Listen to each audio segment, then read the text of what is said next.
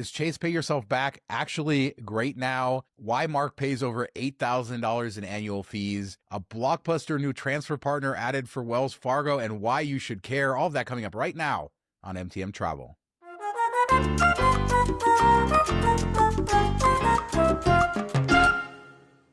So happy Thursday, everybody. Hope you guys are enjoying it. We have a great meetup in Minneapolis this weekend. Mark's not coming, but looking forward to a diamond meetup there for everybody in our Patreon community. I love how he's like throwing shade. It's like my kids don't have a play or something. Well, just looking forward to seeing you. Love seeing you at meetups. Been a while since we've been in a meetup together, but I think we're going to have a couple later this year. One public, one for Patreon. More on that coming up. But we have a lot of miles and points news to talk about this week. You had this article about Chase Pay Yourself Back and why it's more important than ever. And I think it's, remember early COVID, they released this. It was such a great value. Everybody was taking advantage of it. And then they've sort of devalued it time and time again to where I think a lot of people who have Sapphire Reserve aren't even looking at this as an option. And as you point out, some of Chase's partners aren't quite as good as they used to be. And therefore, this is better in comparison.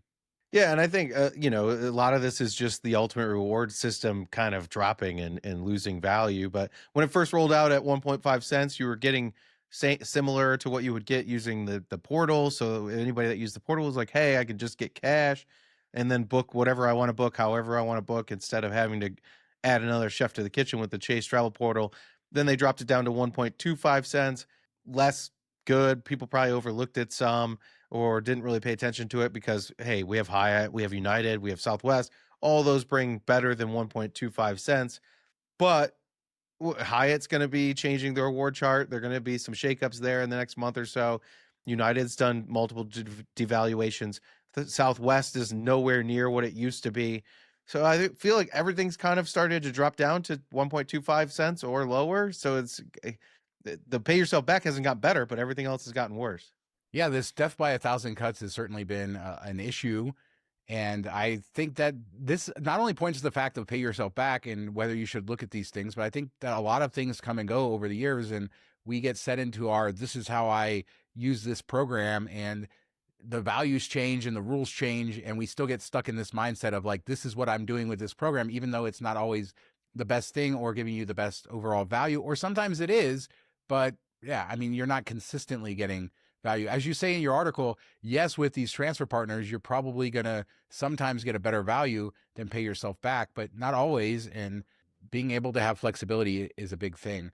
I think that's a great part of your overall brand, not to get a little meta here, but you do love to remind people to kind of go back and reevaluate. That's a big deal. Yeah, I think it's important. And this even goes like, you can't look at it even as a 1.25 cents. Like, let's say people are like, no, my points are for travel. I only want to travel. I don't want cash. I make enough money or whatever. This is about traveling. Well, we just saw Virgin devalue their program or add higher taxes and fees where you can probably book the flight direct without points and it'd be cheaper even if it's on a different airline. Like a cash trip would be cheaper than using your points there.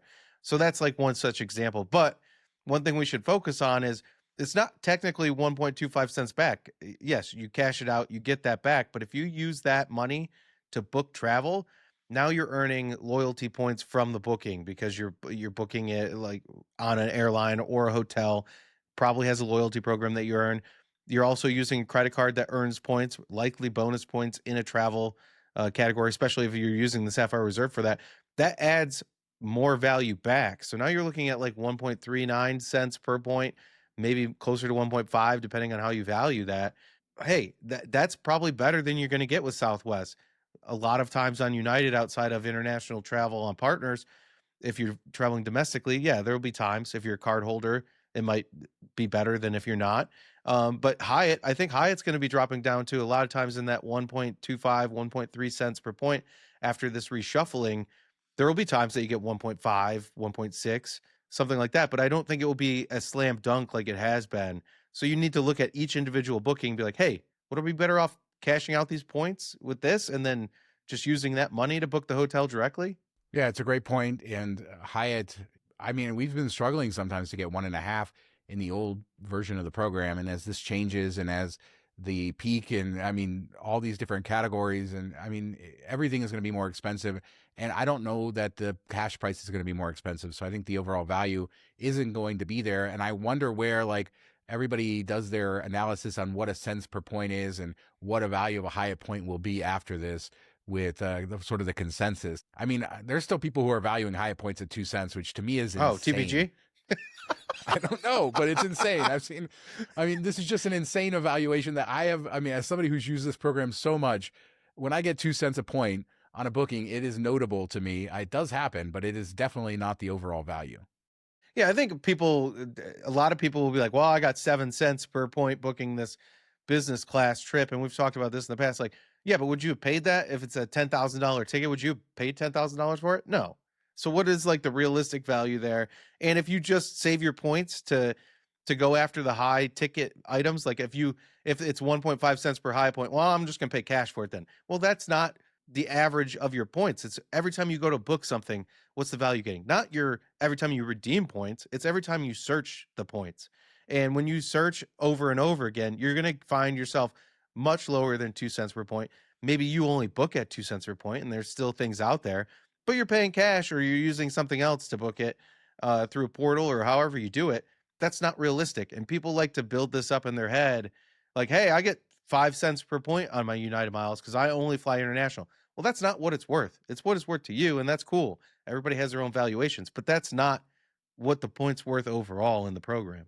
Whatever gives you the warm and fuzzies, Mark, whatever gives you the warm and fuzzies, I say do it. But let me talk about what gives me the warm and fuzzies, a 2-for-1 transfer partner. So Wells Fargo added Wyndham, which, Wyndham is a transfer partner of a lot of programs, including Chase recently added them. But all these other programs are 1-to-1 to Wyndham. And Wells Fargo is adding them as 2-to-1. And as you point out in the article, I mean, Caesars, right? I mean, this is the most exciting part for me. I know there's a lot of people who love Wyndham, but I mean, this is a great deal for Caesars, even though it's capped at like 30,000 a year. I'm glad to see Wells Fargo really up in their game here. Yeah, if you go to Vegas or if you go to Caesars, like let's say you go to Caesars in New Orleans or something like that, you can turn 15,000 Wells Fargo points into 30,000 Caesars points worth $300. So you're getting 2 cents per point. If you have a 2-player system, each person can do it for 30,000 points. So $300. I mean, it sucks that there's a cap there. If there was no cap there, this would be kind of insane. Or at the end of last year, I think it went up to 60,000. So hopefully they do something like that again. Now we're talking $600 for 30,000 points. There's some value to be had there, even if you don't like Wyndham. You can use it for drinks. You can use it for food, tickets, whatever, build back to your room and redeem your points at checkout, things like that, or just pay for your room. There are some Wyndham properties out there that have value. There's all inclusives in Mexico and stuff that can be 15 to 30,000 points a night. That's only 7,500 to 15,000 Wells Fargo points. And their cards are kind of undervalued because they didn't really have great partners, and they still don't have great airline partners, but you can earn 3 or 4% back in gas and 5% at hotels with the autographed Journey card. Like there is some value there, and that's 5 points. That's now 10 Wyndham points. Like that's kind of crazy. And as you go international, there's better hotels in the Wyndham network. So it's just something like another backup when you're traveling somewhere. I don't ever check Wyndham, but now I will because of this. Yeah, and I think one of the great strategies is finding the right program for the right transfer partner. And so in this case, if you're earning Wells Fargo points, it seems to make a lot of sense to put those to Wyndham and for that to sort of be the main program, especially for people who aren't earning crazy amounts. I think that this is a great option, and the value is absolutely there, and Caesars shouldn't be overlooked either. And as you said, there's a lot of decent hotel rooms that you can find for a good value, especially considering the 2-for-1 transfer rate. And that doesn't even talk about the other partner that I like about Wells Fargo is Choice Privileges, which is 2-to-1. And at the time, it wasn't that big of a deal because Citi had 2-to-1, and people probably had more thank you points than they did Wells Fargo points. But Citi's dropping that down to 1.5-to-1. Wells Fargo's still at 2-to-1. So they have two of the better rates for hotel partners. Yes, they're like the bottom tier. We talked about on the last show how many billions each loyalty program owes from points out there, and Choice and Wyndham were at the bottom for a reason. But those are two programs that have niche value depending on where you're going. And if you can get that at a 2-to-1, or you're usually getting close to a cent per point, you're talking 2 cents per point. We just talked about how high it isn't giving that at a 1-to-1 transfer rate anywhere near that most of the time. This is two things that, if you have a Wells Fargo card, are worth looking into. And that's where I would kind of focus when I'm earning these points. I'm going to focus on Choice and Wyndham. The airline miles, at times, if I just need to top off somewhere or to save me from transferring membership rewards or something like that, sure. But I think the two hotel programs would be my main focus here. In a second, we're going to talk about why Mark pays over $8,000 in annual fees. But first, we wanted to talk to you about our exclusive offer from Meio, $200 cash back after making a $500 business payment. A great deal for MTM viewers. Yeah, this is a business-to-business payment platform. The cool thing is you can use your credit card to make payments that you maybe couldn't make with a credit card. Otherwise, if somebody's check or cash only, Melio will send the payment out for you. There is a 2.9% fee for that, but you can also pay from your bank account, and there's no fee for that, and they'll mail the check, and it's just nice. Budgeting wise, you set it and forget it. They'll mail it out every month if you want, or you can do it each individual time. Like Shawn said, you get 200 bucks back on your first $500 plus payment. Well worth it. Offsets any of the fees that you have with the credit card and gets you into the ecosystem to try it out.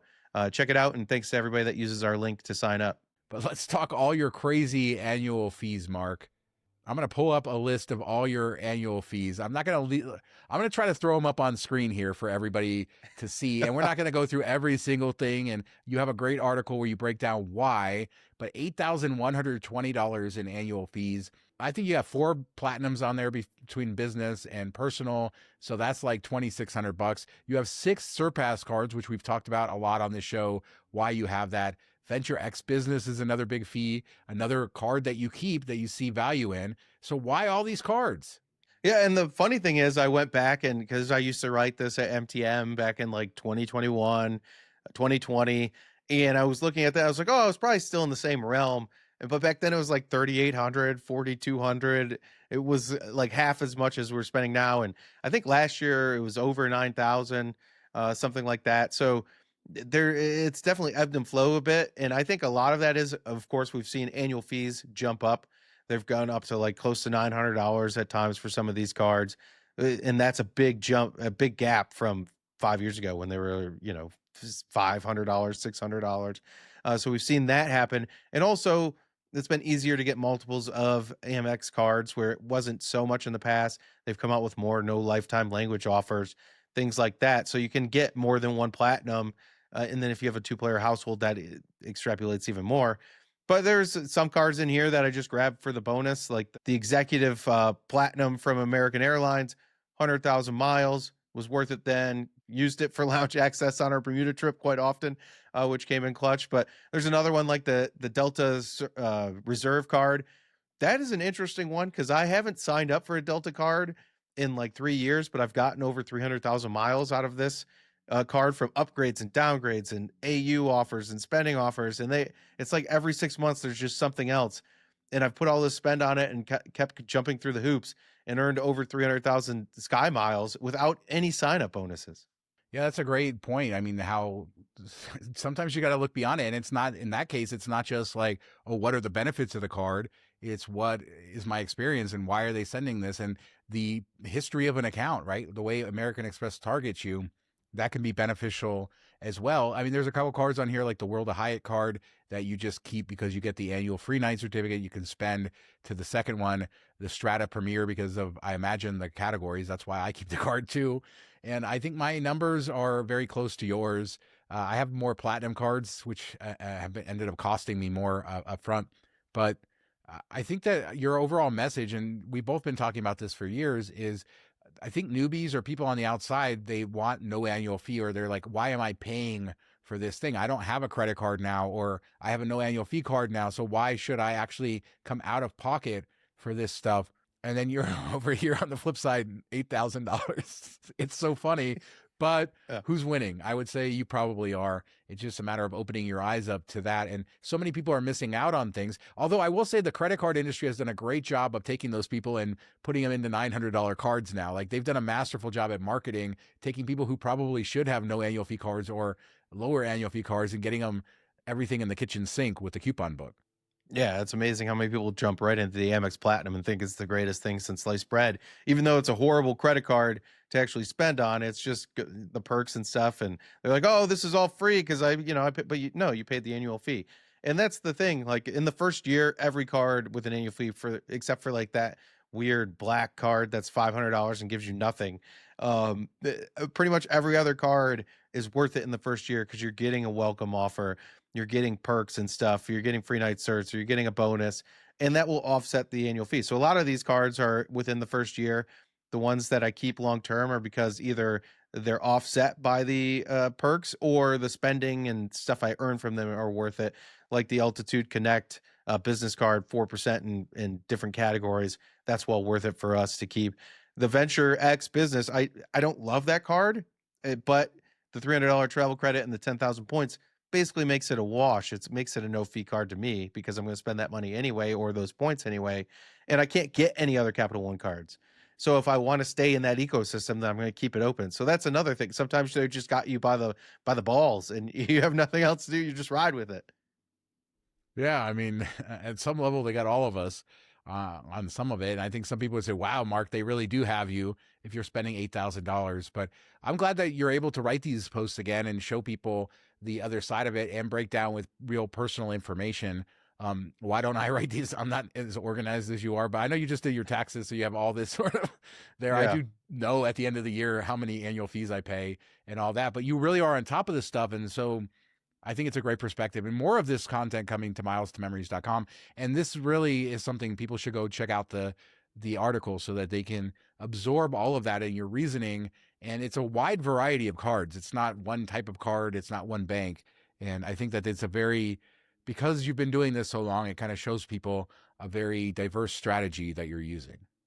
Yeah, and there was somebody in the comments that are like, "Well, if you're spending $8,000 on the annual fees, then you're spending 4 times that on your travel, and that's just not in the budget." And it's like, no, a lot of these cards are cashback cards that came with like we talked about a couple of weeks ago, $4,000 in cashback from sign up bonuses on cards earlier this year, and then all these other perks like American Airlines gift cards and stuff. So there's ways to offset those fees, and yes, there's still costs to travel. There's award taxes and fees sometimes out of pocket. I don't think of no, maybe I'm weird, and they bring it up like, "Oh, well, you're dining out and stuff." Well, I dine out at home. I eat food at home.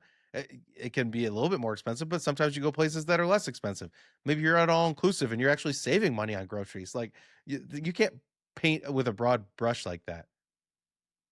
Yeah, and there's a way of being cheap too, and everybody's in a different scenario in their life, and I don't think anything's right or wrong. I think that over time you learn, and at some point you have to enjoy life too, and I think that's what this hobby allows people to do. Is people without the opportunity to travel, you can now take trips that you weren't to before, or people who did have some money to travel, now they're taking much better trips than they did before. We know a lot of people, I would say, that are in that category who probably loved travel before. Maybe they have some money to travel now, they're able to not spend some all that money or use that budget for fancy meals or for doing other things, and they get to fly in fancier cabins where they flew in coach, now they fly in business class. It allows all of that, but at the end of the day, got to enjoy your life, right? You got to enjoy all of this and what you're doing. And if you're spending a little money to do it, but you're not spending a little money. I think that is the point. And you do also do these posts throughout the year where you kind of lump up all your welcome offers and stuff, and that really does show you the value that you get because you do break out. This is the offer, and we've talked about so much stuff from like universal VIP tours to obviously all the travel. You just mentioned the Admirals Club, all the how you hated the Admirals Clubs, but I guess it was better than the alternative being out in the terminal, and Oh, all of saved that me a is because ton of of money. cards. There you go. Saved us a whole day. I mean, when we flew to nowhere and came back, I spent no money that day on that trip. And it normally would have been Bermuda is not cheap. So I'm sure dinner, lunch, all of that would have been 150, $200 for our family. And we ate snacks on the plane and we ate in the Admirals Club 2 different times. And my son went to town. He's at that age where he just eats anything in sight. So I was like, man, this delay saved us a couple $100. There you go. So those credit cards keep paying off. But let's talk a few other quick stories we have. Bilt Cash, they're having issues at Walgreens. I guess this is a big deal, Mark, because there's not a lot of great redemptions for Bilt Cash. A lot of people using the Walgreens redemption, and they're issuing the gift cards. The gift cards aren't working, and Bilt's response is, "We'll just refund you your Bilt Cash." That doesn't seem very. I mean, I guess it's a good thing they're giving them back their Bilt Cash. Yeah, but I'd rather get $10 because I redeemed this for $10. And part of this is I think if you try to use it within the Bilt app, it gets kind of wonky. So the best way, maybe a workaround, is to add the gift card to your Apple Wallet or your digital wallet and have them scan it that way. I think that people have been having better success with that versus just pulling out the QR code or printing it off from their Bilt account. And then the other thing is none of these seem to be working online. So if you're trying to do like an online order with Walgreens, for whatever reason, the gift cards just don't work that they're giving you from Bilt. So there's some issues there. It does seem like you can possibly work around it, but something to be aware of if you are running into that. Try to add it to your digital wallet and pay that way. But yeah, like this is one of my number one ways to do it. I also use the Grubhub $10 gift cards every month, which haven't had a problem with, and I've enjoyed that. I've paired that up with my American Airlines executive card where you get the $10 Grubhub credit. So I just redeem some gift cards towards the order and then pay the rest on that card for the $10. And then we've talked about the hotel bookings that I've done with that credit, and I keep every time it comes open to get the one extra 1x, I just redeem. I wish that you could set it up to like auto do it, because there was like a decent sized charge that happened in between before I realized that it had fallen off, and you really have to like pay attention to know when you hit that 5K cap to do it again. I mean, it's funny. Bilt wants to be a big player, and then you have these little things that you got to deal with. Imagine all the customer service over $10 Walgreens gift cards. But that's the game they're playing when all this breakage and the Bilt Cash and all these weird redemptions and all the stuff they're doing with the complication in their program. I guess they got to deal with this nonsense. Yeah, and that's the real big downside if they just give you the Bilt Cash back. Like, hey, this expires at the end of the year. I can only carry over, I think, $100. Like, no, I don't want the Bilt Cash back. I need to burn this as much as I can. And if you didn't have that expiration date on it, then maybe it wouldn't be a problem. But the fact that you do means you need to bend over backwards to make it so that I can use this the way that I'm supposed to be able to use it. And one last story to cover: the JetBlue Premier card. That card came on the scene. What, a $499 annual fee? We talk about these higher annual fees, and you probably haven't heard of it just because I don't think it was all that It's terrible. compelling. Yeah, I mean, there really wasn't a lot there. 2x points at restaurants and grocery stores. Nothing that was all too great. And they announced that they're going to refresh the card and add even more to the card. I believe the fee is staying the same. So this is maybe their admission, and this is a Barclay card, but maybe there's the admission that, hey, we didn't give enough in this card up front. So you're going to have companion pass statement credits. After spending $15,000 in a calendar year, you can get a $500 companion pass. And the way you do that, you just book it on the credit card, and then you get a statement credit after. If you go up to 75K spend in a year, then you can get up to a $1,500 companion ticket. 25 tile bonus, that's going to get you halfway to Mosaic 1. They updated the $300 statement credit, a 15% redemption rebate on JetBlue redemptions. That's huge. So, I mean, do you think that this makes this card a winner finally? I think if you are a JetBlue loyalist, then it's definitely a lot more compelling. It kind of is in that Alaska Summit card realm where they made it a bit more useful to people that fly and use the program. And the $300 credit used to be terrible. It was, you had to spend $250 or more to get a $50 credit, which is annoying. And it was like each quarter. And now it's just a $300 credit. It's still stupid that you have to go through their travel portal, but it is a lot easier to use. So that will offset a lot of your annual fee. If you book a lot of JetBlue flights and you get that 15% rebate, which is similar to what Delta has set up for their card holders, that could save you a lot. Or it even, a lot of places transfer into JetBlue at less than 1-to-1. So this kind of makes your transfers a little bit better if you look at it that way. But the question is, does this just drive up the cost of everything by 15%, like similar to what we saw with Delta? Maybe not, because Delta's most of their cards get access, and this is just the premium card. But can we say Barclays should just not do premium cards? They've bombed on the two that they tried. Remember the Arrival Plus Premium or whatever the hell they had? And then this thing, it's like, can you guys come up with anything that's somewhat decent on launch? Yeah, it's interesting. JetBlue not doing so well as an airline either. So it's a question of, what is the future and who's this card for? Obviously, if you're redeeming a lot of points, that's some value. I miss the days when the JetBlue travel portal was called Paisley. I love the name Paisley for that. I don't know why we got to de-individualize every single thing. But this is really comes down to you got to be hardcore into JetBlue, flying them all the time, really pursuing status, stuff like that, to make a card like this work, to make paying $500 annual fee work. This is really a niche card. Well, yeah, and then something I didn't think about. What about all those people that did that like crazy promo where you had to fly to like 25 different cities to get all this lifetime stuff? If they merge with somebody else, do you just like lose all of that? I think so. I think that's the games you play with lifetime status. It's only lifetime until we change it or we rename our program and then rename this. I mean, that is all the terms and conditions, Mark. That's our whole life is determined by terms and conditions. And usually the businesses are pretty smart at writing them so that they go in their favor. Yeah. Well, hopefully it works. I think they got a big chunk of miles, so at least they got that. But yeah, I'm sure people were banking on all the other perks you get for years to come. So let us know what you guys think about anything we talked about today. Chase, pay yourself back. Are you using it more? Are you opening your eyes to that? How much in annual fees are you paying on credit cards? Do you see it's worth it? Are you a zero annual fee person? Just don't see the value in paying money out of pocket? Let us know there. Everything else we talked about, have you signed up for Meio? What has been your experience? Let us know. We know a lot of people have been enjoying that service and all the things it gives you. And Bilt Cash Walgreens, you had that issue.